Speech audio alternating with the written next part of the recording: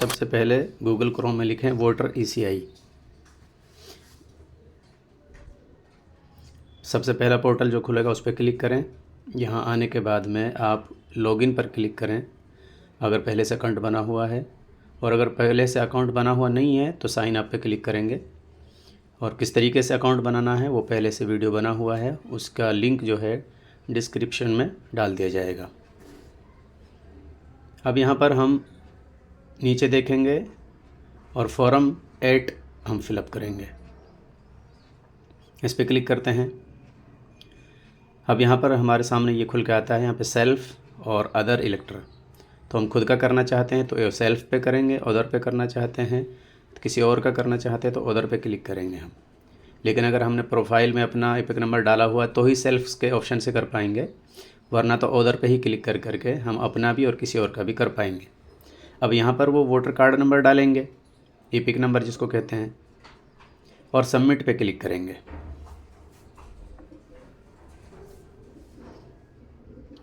यहाँ पर स्क्रीन आएगी, यहाँ पर वोटर का नाम आएगा, सीरियल नंबर, पार्ट नंबर वगैरह आएगा, वो सारी चीज़ें आएंगी और ओके पे दबाएंगे हम। ओके पे जैसे दबाएंगे अब यहाँ पर दूसरी स्क्रीन पे फिर वापस से हमें पार्ट नंबर, सीरियल नंबर दिखा रहा है। तो यहाँ पर हम शिफ्टिंग ऑफ रेजिडेंस वाले कॉलम पर क्लिक करेंगे, पहले वाले पर। अब यहाँ पर दो ऑप्शन खुल करके आए। पहले वाले का मतलब ये है कि आप जो शिफ्ट करना चाहते हैं उसी विधानसभा के अंदर करना चाहते हैं, बस एड्रेस बदला है। और दूसरे वाले का मतलब है कि आप किसी दूसरे विधानसभा में या किसी दूसरे स्टेट में जाना चाहते हैं, जैसे बिहार से राजस्थान, राजस्थान से हरियाणा कहीं जाना चाहते हैं, तो इसको सेलेक्ट करेंगे और ओके दबाएंगे। अब यहाँ पर हमारे सामने ये खुल करके आ जाता है और यहाँ पर इधर कई सारे कॉलम आते हैं, A B C D E। तो ए के अंदर में ये सबसे पहले बेसिक डिटेल हमसे पूछेगा, जिसमें हमारा स्टेट, यानी जिस स्टेट में हम उसको ट्रांसफ़र कर रहे हैं अपने वोटर कार्ड को।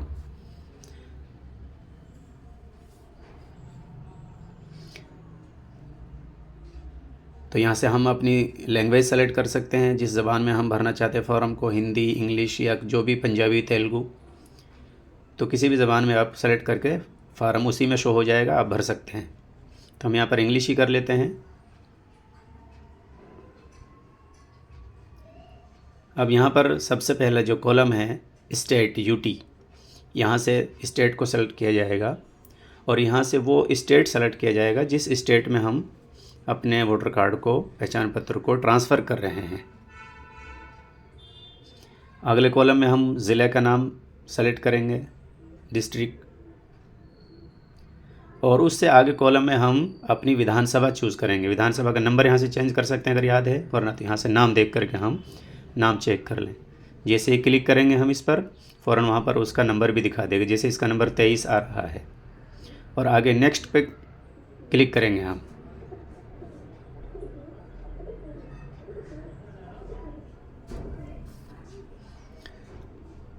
अब यहाँ पर देखें ए जो कॉलम था वो भर चुका है, उस पर राइट का निशान आ चुका है।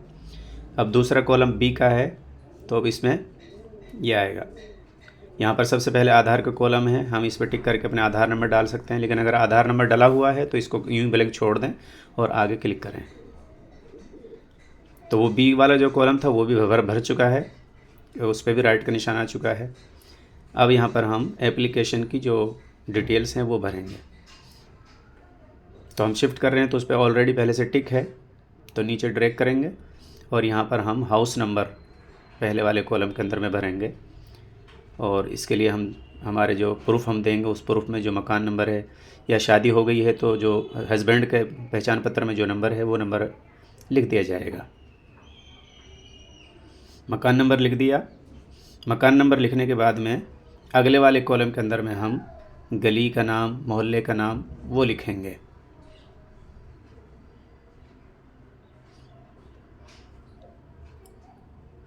इसी तरीके से जैसे कोई चीज़ के पास में है, near by water tank, near by mosque, near by temple, कुछ भी हम लिखते हैं।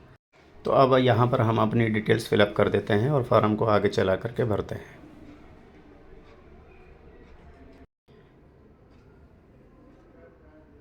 नीचे हिंदी में ऑटोमेटिक आ जाएगा, अगर कहीं गलत आता है तो ये बराबर में इस पर कीबोर्ड है, इस पर क्लिक कर करके इसको ओपन कर लें और वहाँ से हिंदी को सही कर लें, उसकी मात्रा वगैरह जो भी है।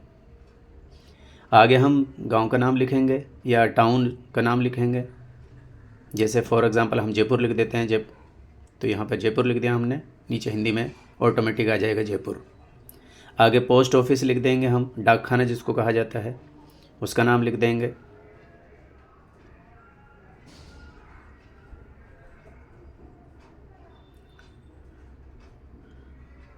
और अगले वाले कॉलम में जो पिन कोड नंबर होता है वो पिन कोड नंबर डाला जाएगा। 6 नंबर का ये डिजिट होता है, 6 नंबर होते हैं पिन कोड में, वो डाल दिया जाएगा। और अगले वाले कॉलम में तहसील, जिसे तालुका या मंडल भी कहा जाता है, वो डाल देंगे हम। तो हम फॉर एग्ज़ाम्पल के लिए जयपुर ही डाल रहे हैं, तो ये भर गया। आगे ज़िले का नाम, डिस्ट्रिक्ट, तो ऑलरेडी हमने शुरू वाले कॉलम के अंदर में जो ज़िला सेलेक्ट किया था वही यहाँ पर आएगा, तो उसी को हम सेलेक्ट कर देंगे और आगे ड्रैग करते हुए चलेंगे। और यहाँ पर अब हम एड्रेस के लिए कोई डॉक्यूमेंट देंगे। यहाँ पे क्लिक करेंगे सेलेक्ट डॉक्यूमेंट वाले कॉलम पर, तो इसके अंदर डॉक्यूमेंट्स की लिस्ट आ जाएगी।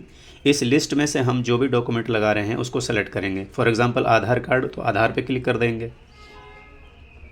इंडियन पासपोर्ट तो पासपोर्ट, राशन कार्ड तो राशन कार्ड, और बराबर में अगर नहीं है कोई तो एनी अदर डॉक्यूमेंट पे हम क्लिक करके यहाँ पे उस डॉक्यूमेंट का नाम लिख देंगे।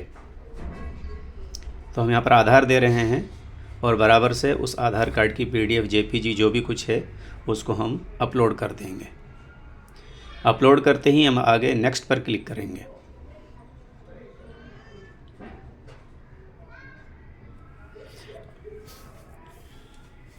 और 2 MB से ज़्यादा ये फाइल नहीं होनी चाहिए। देखिए अब तीसरा कॉलम भी C वाला भी टिक हो चुका है, भर चुका है। अब डिक्लेरेशन वाला फॉर्म पर भरा जाएगा। यहाँ से हम उस जगह का नाम लिखेंगे जिस जगह से हम ये फार्म अप्लाई कर रहे हैं, भर रहे हैं। इसको नाम लिख करके हम नेक्स्ट पे क्लिक करेंगे। अब यहाँ पर हमारे सामने लास्ट वाला आ जाता है सबमिशन का। तो सबमिशन के अंदर क्या होगा कि जो फार्म हमने भरा है वो पूरा का पूरा हमारे सामने आ जाएगा, भरा हुआ जैसे भी है। उसको हम ढंग से चेक कर लेंगे कि भाई क्या है, और फिर आगे चल करके हम ये कैप्चा भर देंगे। कैप्चा भर देंगे जैसे कि लिखा हुआ वैसे के वैसे ही, और प्रीव्यू एंड सबमिट पर क्लिक करेंगे तो ये पूरा फार्म हमारे सामने आ जाएगा। इसको हम ढंग से चेक कर लें, देख लें इसमें क्या कुछ सही है, क्या कुछ गड़बड़ है, और सबमिट पे क्लिक कर दें। अगर कुछ गड़बड़ है तो वापस देख सकते हैं, कीबोर्ड एडिटिंग पर क्लिक कर दें, हम यहाँ से वापस से जाके उसको सही कर सकते हैं। अगर सब सही है तो सबमिट पे क्लिक कर दें। जैसे ही सबमिट पे क्लिक करेंगे तो इस तरीके से स्क्रीन हमारे सामने आएगी। उसमें कुछ नंबर्स मिलेंगे जो रेफरेंस नंबर कहलाते हैं। उन नंबर्स को क्या नाम है हम संभाल करके रख लें, जिससे अब आगे चल करके हम ये चेक कर पाएंगे कि हमारा फॉर्म भरा नहीं भरा, बिलों को अपॉइंट हुआ कि नहीं हुआ, वेरीफाई हुआ नहीं हुआ। इसी